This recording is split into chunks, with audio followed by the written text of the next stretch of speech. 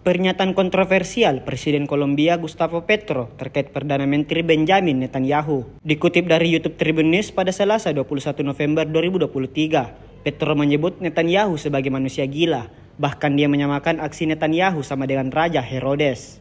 Pernyataan tersebut dilontarkan saat menghadiri Book Fair of Venezuela di Caracas akhir pekan lalu. Diketahui Herodes adalah Raja Yudea yang bertanggung jawab atas pembantaian orang tak berdosa.